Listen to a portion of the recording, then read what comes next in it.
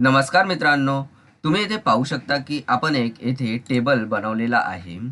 ह्या टेबलला आपण फॉर्मॅटिंग कसं करावं ते आपण ह्या व्हिडिओमध्ये शिकणार आहोत. जेणेकरून हा जो टेबल आहे तो थोडा असा चांगला दिसेल.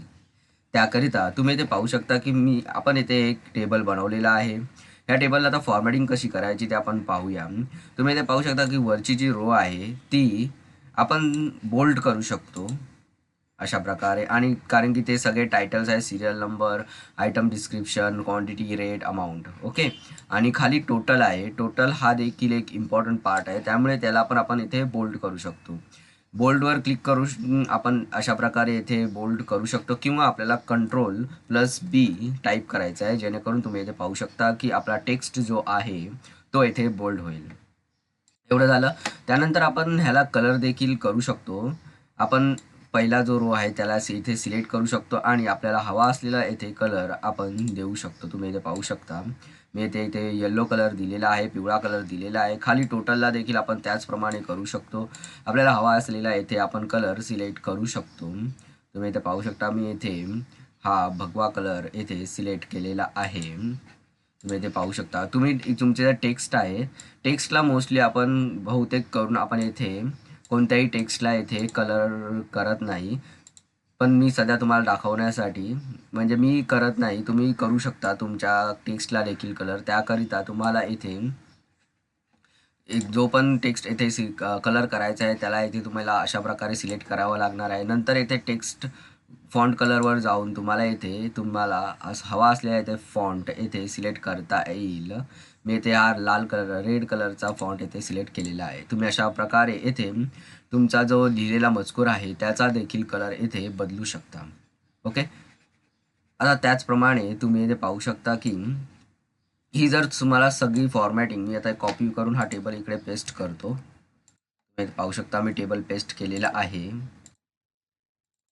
ही जर फॉर्मॅटिंग तुम्हाला जर घालवायची असेल सगळी एकसाथ, तर तुम्हाला तो टेबल इथे सिलेक्ट करायचा आहे आणि क्लिअरवर क्लिक करून क्लिअर फॉर्मॅट्सवर क्लिअर ऑल केल्यावर सगळं तुमचा जो आहे ती फॉर्मॅटिंग इथे सगळं जे आहे तो टेक्स्ट पण इथे क्लिअर होईल. तुम्हाला क्लिअर फॉर्मॅट्सवर इथे क्लिक करायचं आहे. तुम्ही इथे पाहू शकता की सगळी तुमची फॉर्मॅटिंग आहे ती येथे उडालेली आहे.